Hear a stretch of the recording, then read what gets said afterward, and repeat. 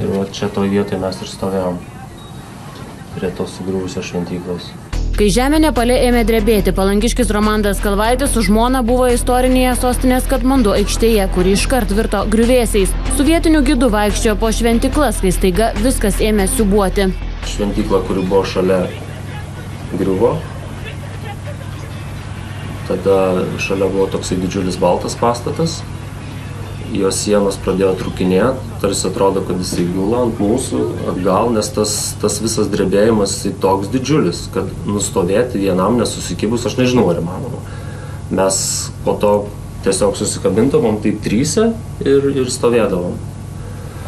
Ir pradėjom judėti link atviriausios vietos. Ten tas kiemelis iš tikrųjų toks mažas, kuklus, bet kai tik pradėjom judėti, pamatėm, kad priešais mums viena šventykla griuvo, antra šventykla griuvo ir jau tada jau viskas gelsvose, tokia molio spalvos dulkėse. Ir nieko susikibę, nujudėjom iki tos vietos, kur nugriuvo ta didžiausia šventykla, nes jau ten buvo tikrai saugi vieta. Saugiausia to, ką mes galėjom padaryti šitoje aikštelėje. Čia Romando filmuoti vaizdai iš karto po pirmųjų smūgių. Jų stiprumas siekia beveik 8 balus pagal Richterio skalę. Šie žmonės, Romandas pasakoja, savo rankomis atkasė savo vaiką, tačiau ar jis gyvas, keliautojai nežino. Pirma mintis po pirmo to smūgio, aš nežinau, sako, kad 2 minutės. Aš juokauju, sakau, apie metus užtruko. Pirma mintis vis buvo, negi mes iš tikrųjų išgyvenom. Negi mes tikrai esam gyvi, va tas niekaip, net nėjo patikėti. Patys mes jau grįžę, bet užtenka užsimerkti ir viskas grįžta ten. Vaizdai tikrai buvo baisus. Labai daug žuvusių, labai daug sužeistų. Kai jos pradėjo gelbėti, atkasinėti iš po griuvėsių, tai visi tie gelbėtojai tai paprasti žmonės, kurie, sakykim, tai jie drąsūs labai. Nes jie tarp smūgių vis tiek puola gelbėti žmonės, tai kai jie atkasa kažką ir kažką pamato, kad galbūt yra gyvas, visi aplinkui pradeda labai garsiai ploti. Toliau įvykiai klostėsi kaip siaubo filme. Iš senovės Nepalo karalių pastatytų šventyklų ir pastatų liko griuvėsių krūvos. Ši Durbara aikštė, kurioje buvo ir Romandas, viena iš 6 sugriautų UNESCO paveldo sąrašą įtrauktų objektų. Griuvo ir legendinis 9 aukštų Darharos bokštas, kuris masino turistus iš viso pasaulio. Jame tuo metu buvo apie 150 žmonių. Didžiulė panika, po kokių 3-4 smūgių pradėjo žmonės, jų prisirinko labai daug. Iš pradžių po 1-2 smūgio tai jų buvo tiesiog taip kukliai. Po to jų prisirinko daug. Jų prisirinko atrodo tiek daug, kad jau atsirado grėsmė ir tavo pačiai gyvybei, nes jie, kaip minė, įvyksta smūgis, jie visi kažkur bando bėgti. Tai, mes, aišku, lietuviai, mes aukšti žmonės dideli, tai, kaip sakant, atstovėjom, bet tas jausmas nekoks. Žmonės panikoj tas skausmo, tie perkreipti veidai, tie, aš nežinau, jie nešasi gyvus, to savo vaikus ar negyvus, kruvini, ta prasme, tikrai baisiai. Tuos sužalotus, kuriuos išima kojos vienur, rankos kitur, kažkas čia, krūtiniai ne taip, deda į tas, kas yra po ranka ir bando ištransportuoti kažkur į ligoninę. Dar ir šiandien tikslus aukų skaičius nežinoma, suskaičiuota beveik 6000 kūnų, tačiau prognozuojama, kad žuvusiųjų gali būti ir 10 000. Kai jau supranti, kad atrodo, kad tas visas sumaištis niekada nesibaigs, nes 2 smūgis, 3 smūgis, 4, 5 ir galvoju, kada visa tai baigsis, tai buvo momentų, kad, kaip sakant, nevalingai ašaros pasipila, bet vis tiek išstovėjau. Mes buvom uždaryti tam skvere, priekį siaura gatvė, per kurią neišeisi. Tiesiog per pavojinga, nes tie pastatai visi sutrūkinėja. Jie matosi, kad sutrūkinėja ir apgriuvę. Gidas irgi vis naidavo, patikrindavo, ar yra saugių kelių ir taip mus išvedė.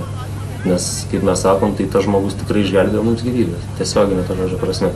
Po drebėjimo jis negalėjo susisiekti su savo tėvais. Nes jo gimtinė ir kur jo gyvena tėvai yra tas, kur buvo epicentras, Gorka. Bet jisai vis tiek mūsų nemetė, jisai vis tiek mus gelbėjo, vedė, parvedė mus iki viešbučio, ačiū Dievui, ir viešbutis dar buvo nesugriuvęs, mes radom savo pasus. Lietuvių Nepale iš viso buvo apie 60, visi jie sėkmingai išsigelbėjo. Šiuos vaizdus Romandas nufilmavo oro uoste, kur išskristi visi buvo ant žemį, bandė minios. Vaikams parašėm, kad mylim. Ar jie suprato, kad kažkas ne taip? Jie suprato, kad kažkas ne taip, bet ar pilnai suvokė grėsmę, tai manau, kad ne. Mes ir taip buvom laimingi iš tikrųjų, o dabar žinom, kad iš tikrųjų laimingi. Tikrai, laimės kūdikiai. Šį sukrečiantį vaizdą, kai bazinėje alpinistų stovykloje artėjant sniego lavinai žmonės bando gelbėtis palapinėse, užfiksavo vokiečių alpinistas.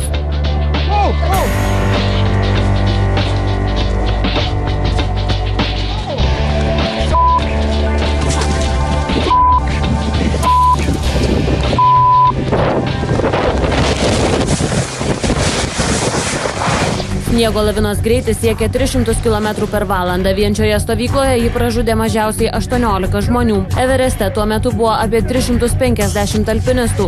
Jiems pasisekė lavinos išvengti. Po kelių dienų didžiuliame aukštyje sraigtasparniais jie buvo nukelti žemyn. Nepalas itin mėgstamas alpinistų. Čia yra 8 iš 10 aukščiausių pasaulio viršukalnių. Daugiau kaip pusė šalies teritorijos Himalajų kalnai. Nuo ledyno šiandien nuriedėjo keli didžiuliai ledo luitai. Tai buvo baisu.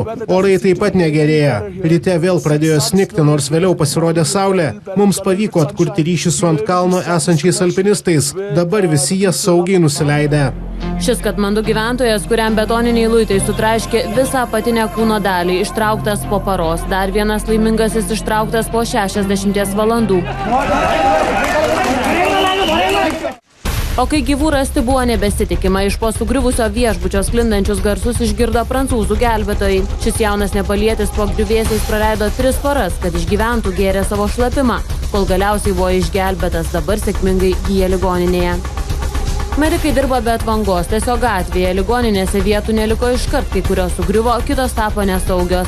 Nepaliečiai itin pamaldus, sugriauta sostinė Katmandu išsidėsčiusi Himalajų tarpukalnės slėnyje, prie šventą laikomos Bakhmati upės. Jos pakrantė šią savaitę liepsnojo nuolat, lavonų dėti nėra kur, jie skubiai kremuojami ir pagal paprotį pelenai išbarstomi upėje.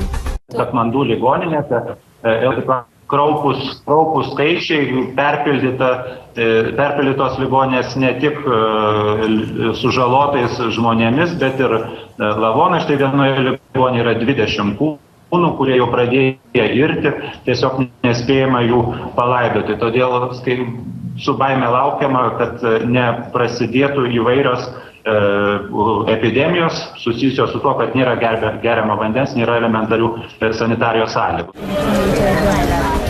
Humanitarinės pagalbos elementaraus švaraus vandens trūksta mažiausiai 1,5 milijono žmonių. Namai sugriuvę arba baiminamasi į juos sugrįžti. Tad žmonės glaudžiasi palapinių miesteliuose, tiesa vietos po menkų stogų užtenka ne visiems. Nepale naktys šaltos, lietingos, nuo žvarbos šeimos saugosi polietileno plėvelėmis. Visų pirma, mums reikia švaraus vandens, tai svarbiausia, nes jo trūksta, todėl žmonės kankina troškulys, sutrinka sveikata, turime skubiai gauti geriamojo vandens. Mums reikia daugiau sraigtasparnių ir daugiau žmonių, taip pat trūksta medikų, palapinių, vandens ir higienos priemonių. Po pirmojo didžiausio smūgio pakartotiniai žemės drebėjimai kartojosi dar kelias dienas. Naujų smūgių epidemijų bijantys gyventojai skuba palikti sostinę, tačiau sausakimšuose autobusuose užtenka vietos ne visiems. Tad stotyje nuolat kyla muštynės, susirėmimai ir protestai pratrūksta ir gatvėse.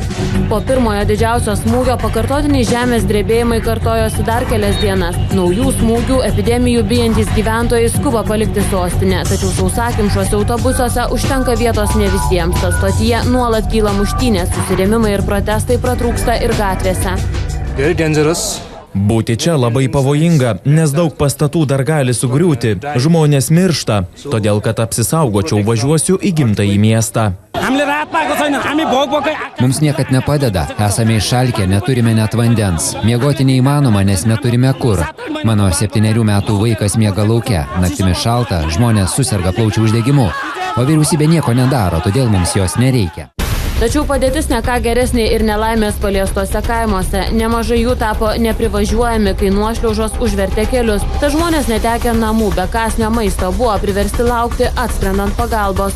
Nepalo tragediją ekspertai buvo numatę dar gerokai prieš įvykstant žemės drebėjimui. Buvo neabejojama, kad tai įvyks anksčiau ar vėliau, tačiau nesitikėta, kad taip staiga ir taip žiauriai. Nepalas itin seismiškai aktyvi vieta. Paskutinis tokio masto nestipresnis 8 balo pagal Richterio skalę drebėjimas čia vyko prieš 80 metų. Tada skirtingais skaičiavimais žuvo apie 8000 žmonių. Šį kartą išsipildė juodžiausias scenarijus. Epicentras buvo tiesiai po didžiausių šalies miestu ir negiliai. Tai yra gerai žinoma vieta, tai yra vieta, kur tikrai susikaupė didžiulės žemės gelmių energijos sankaupos, tektoninės sankaupos. Tai yra, reiškia, vieta, kur Indijos tektoninė plokštė dideliu greičiu nyra susidūrusi su Eurazijos tektoninė plokštė. Dėl to susiformuoja didelės energijos sankopos, didelė trintis ir anksčiau ir vėliau ta energija turi, reiškia, atsipalaiduoti, kitaip tariant, sprogti žemės drebėjimo pavidalu. Ir kas svarbiausia, kad tai žemės drebėjimas buvo su labai sekliu hipocentru. Tai yra tas taškas, kuriame, reiškia, ta energija atsipalaidavo ir sudrebino žemės paviršių. Tai hipocentras buvo tik 10 km gylyje. Tai yra labai seklus žemės drebėjimas, dėl to ta galia, seisminė galia, labai stipriai pasijuto žemės paviršiuje. Mokslininkų skaičiavimais, pavyzdžiui, Jungtinių valstijų Kalifornijos valstijoje tokio paties masto žemės drebėjimas iš milijono gyventojų pareikalautų iki 30 žmonių gyvybių, bet 1000 ar daugiau Nepale ir apie 10 000 kai kuriuose Pakistano, Indijos, Irano, Kinijos regionuose. Žmonės žūsta ne nuo žemės drebėjimo, o nuo daiktų ir pastatų stabilumo. Griūna pastatai, arba tai, reiškia, jau kalnuotoje vietovėje, tai, reiškia, vyksta šlaitų deformacijos, nuošliaužos, lavinos. Tai nuo šių reiškinių, kurios sukelia žemės drebėjimai. Jungtinėse Amerikos valstijose ir Japonijoje tai viskas seisminėse srityse, aukšto seismingumo srityse yra statoma laikantis antiseisminės statybos sąlygų. Tai būtent, reiškia, pastatai yra statomi specialiai laikantis inžinerinių reikalavimų, kurie leidžia išvengti tų būtent pastatų griūčių. Katastrofa mirtina skirtis Nepalo ekonomikai, kurios gyvybę palaiko turizmas. Tarptautinio valiutos fondo duomenys rodo, kad Nepalo gyventojų perkamoji galia ir iki šiol buvo mažiausia Azijoje, lenkia tik Afganistaną. Trečdalis gyventojų čia vaikai iki 14 metų. Tarptautiniai ekspertai skaičiuoja, kad atstatymo darbai skurdžiam Nepalui atsieis daugiau kaip $5 milijardus. Tai yra 5% viso šalies bendrojo vidaus produkto. Lietuvos migracijos departamento duomenimis mūsų šalyje šiuo metu gyvena 19 Nepalo piliečių. Ačiū žiūrėjusiems, netrukus serialas Daktaras Monro. Ramios nakties ir iki pasimatymo rytoj laidoje Lietuva tiesiogiai.